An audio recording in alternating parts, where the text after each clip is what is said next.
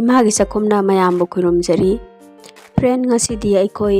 kakra pitha haiba sapot makhal ama ko yamna hawba saponi mase koi Jharkhand Bihar Orissa da yamna pamna na chaba yam famous oiba sapot makhal amani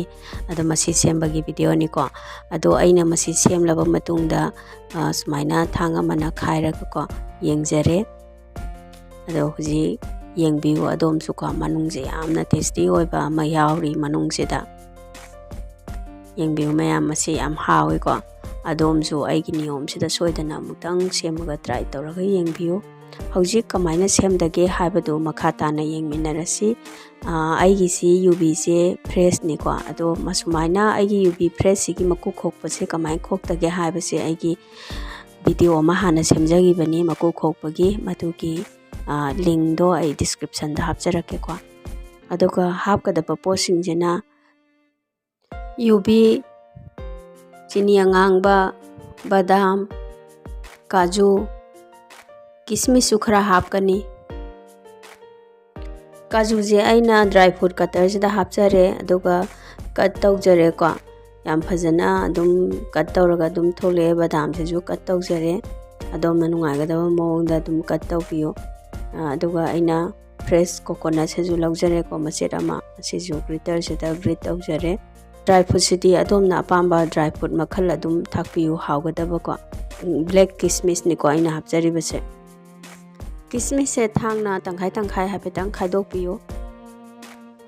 chini angangba sisu thangna soiraga oina hapkadabani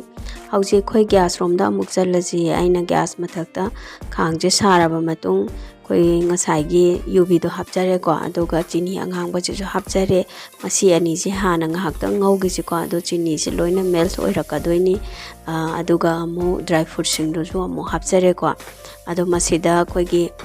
elaichi powder kitang hapiyo ado masi ngahakta ngauraba matungda aina lauthajare ko aduga masi ngaukhibagi khangsida adum koi ising khara haijinjare ko ising je aise 2 glass ni ko aduga masida koi chini khara hapkani ko masida suji je hapjalasi suji je 2 cup ni aina hapjari base cha thakpagi cup macha duni ko ado phajana mix tawsalasi ado hauji ising hapkhiba singse loina suji sina chupsan gini ko de ising do khara watpa oiraga su khajik hapaga adum ngaubiyo ado ising je loina sumaina chupsalan gadabani adoga koigi suji do ko mulhanbi gadabani ado suji je aigi se huji mulle ko cheng changba haibadu oidre adoga koi temperature se down ohenbiyo khutna paiba ngambagi chang do oirapa matamda kubak do da thau khara paibiraga phajana mutang minute ama ni dang totpiyu ko phajana ado hauji amu tolaba matungda matum tarasi matum tabase adumna chawhaningba changdo adudaida lawbiyo bako aduga sumaina matumdo amuk sumaina koi flat oina paktho anbiyo ko kubak sida tawraga tengkot mana sumaina sembiyo ado sumaina sema matungda ngasai ngaura thamgiba dry fruit singdo masida hapjanbiro aduga sumaina yomjanbiro ko adom no ehaningba shape ta dum sembiba yai na aigidi sumaina dum round oina dum seme ko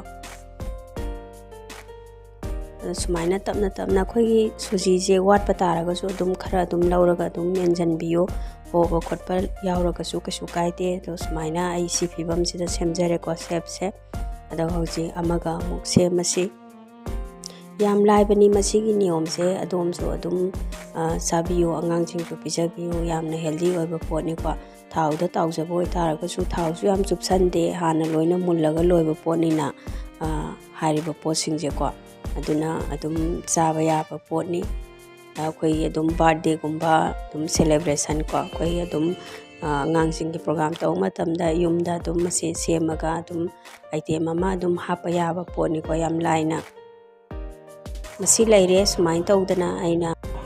matum jingse semjare ko masi semba loirama matung ngahak minute amani dang thambi ko mathau do chupsannaba aduga gas rom dai huji khangje thangasare ꯑꯗꯨꯒ refine ꯑꯣꯏꯜꯅꯤꯀꯣ ꯑꯩꯅ ꯍꯥꯞꯆꯔꯤꯕꯁꯦ ꯑꯗꯨꯒ ꯑꯩꯈꯣꯏ ꯑꯣꯏꯜꯁꯦ ꯃꯅꯝ ꯅꯝꯗꯕ oil ꯑꯣꯏꯅ ꯇꯧꯕꯤꯌꯨ ꯃꯅꯝ ꯌꯥꯝꯅ ꯀꯟꯕ ꯑꯣꯏꯜ ꯇꯧꯕꯤꯒꯅꯨ ꯑꯗꯣ ꯑꯩꯈꯣꯏ ꯃꯦꯗꯤꯌꯝ ꯐ꯭ꯂꯦꯝꯗꯅꯤ ꯑꯩꯅ ꯈꯥꯡꯁꯦ ꯊꯝꯖꯔꯤꯕꯁꯦ ꯊꯥꯎꯁꯦ ꯌꯥꯝꯅ ꯁꯥꯕ ꯑꯣꯏꯍꯟꯕꯤꯒꯅꯨ ꯃꯦꯗꯤꯌꯝꯗ ꯊꯝꯕꯤꯌꯨꯀꯣ ꯑꯗꯣ ꯊꯥꯎꯁꯦ ꯌꯥꯝ ꯁꯥꯔꯒꯗꯤ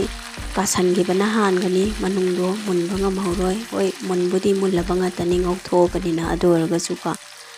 ꯊꯥꯎ ꯃꯩꯁꯦ ꯌꯥꯝꯅ ꯀꯜꯍꯟꯕꯤꯒꯅꯨ ꯁꯨꯃꯥꯏꯅ ꯇꯧꯗꯅ ꯑꯩꯅ ꯇꯥꯎꯖꯔꯦꯀꯣ ꯇꯥꯎꯕꯁꯦ ꯃꯇꯝ ꯌꯥꯝꯅ ꯆꯪꯗꯦ ꯑꯗꯨꯒ ꯊꯥꯎꯁꯤꯁꯨ ꯌꯥꯝꯅ ꯆꯨꯞꯁꯟꯗ꯭ꯔꯦ ꯍꯥꯟꯅ ꯃꯨꯜꯂꯒ ꯂꯩꯔꯕ ꯄꯣꯠ ꯉꯥꯛꯇꯅꯤꯅꯕꯀꯣ ꯁꯨꯖꯤꯁꯤꯁꯨ ꯑꯗꯨꯅ ꯑꯗꯨꯝ ꯆꯥꯕꯗ ꯍꯦꯜꯗꯤ ꯑꯣꯏꯌꯦꯅ ꯑꯩꯅ ꯍꯥꯏꯖꯅꯤꯡꯉꯤ ꯑꯉꯥꯡꯁꯤꯡꯅꯁꯨ ꯌꯥꯝ ꯄꯥꯝꯕꯀꯣ ꯃꯁꯛꯁꯦ ꯌꯥꯝ ꯐꯖꯔꯦ ꯌꯦꯡꯕꯤꯌꯨ ꯃꯌꯥꯝ ꯑꯩꯅ ꯇꯥꯎꯔꯤꯕꯁꯦ ꯐ꯭ꯔꯦꯟꯅꯁꯨ ꯑꯩꯒꯤ ꯅꯤꯌꯣꯝꯁꯤꯗ ꯑꯃꯨꯛꯇꯪ ꯇ꯭ꯔꯥꯏ ꯇꯧꯔꯒ ꯌꯦꯡꯕꯤꯌꯨ ꯐ꯭ꯔꯦꯟ ꯍꯧꯖꯤꯛ ꯑꯩꯒꯤꯁꯦ ꯃꯨꯜꯂꯦ ꯃꯁꯛꯁꯨ ꯌꯥꯝ ꯐꯖꯔꯦ ꯑꯗꯣ ꯑꯩ ꯍꯧꯖꯤꯛ ꯂꯧꯊꯖꯔꯒꯦ ꯑꯩ ꯏꯆꯥꯅꯨꯄꯥꯗ ꯆꯥꯕꯒꯤꯁꯨ ꯌꯦꯡꯍꯟꯖꯔꯛꯀꯦ ꯑꯗꯣ ꯑꯩꯒꯤ ꯆꯦꯅꯦꯜ ꯑꯁꯤ ꯑꯗꯣꯝꯅ ꯁꯕꯁꯀ꯭ꯔꯥꯏꯕ ꯇꯧꯗ꯭ꯔꯤꯕ ꯑꯣꯏꯔꯒꯗꯤ ꯁꯕꯁꯀ꯭ꯔꯥꯏꯕ ꯇꯧꯕꯤꯌꯨ ꯚꯤꯗꯤꯑꯣ ꯑꯁꯤ ꯈꯤꯇꯪ ꯐꯩꯌꯦ ꯀꯥꯟꯅꯩꯌꯦ ꯈꯟꯕꯤꯔꯒꯗꯤ ꯂꯥꯏꯛ ꯇꯧꯕꯤꯌꯨ ꯀꯣꯃꯦꯟꯁꯨ ꯄꯤꯕꯤꯔꯛꯎ ꯕꯦꯜ ꯑꯥꯏꯀꯟꯗꯨꯁꯨ ꯅꯝꯕꯤꯌꯨ ꯃꯊꯪꯒꯤ ꯚꯤꯗꯤꯑꯣ ꯑꯗꯣꯝꯗ ꯌꯥꯝ ꯐꯥꯔꯁ ꯑꯣꯏꯅ ꯂꯥꯛꯅꯕꯒꯤꯗꯃꯛꯇ ꯑꯗꯣꯝꯅ ꯑꯩꯒꯤ ꯚꯤꯗꯤꯑꯣ ꯌꯦꯡꯕꯤꯕꯒꯤꯗꯃꯛꯇ ꯑꯗꯣꯝꯕꯨ ꯍꯥꯏꯅꯤꯡꯉꯥꯏ ꯂꯩꯇꯅ ꯊꯥꯒꯠꯆꯔꯤ ꯊꯦꯡꯛ ꯌꯨ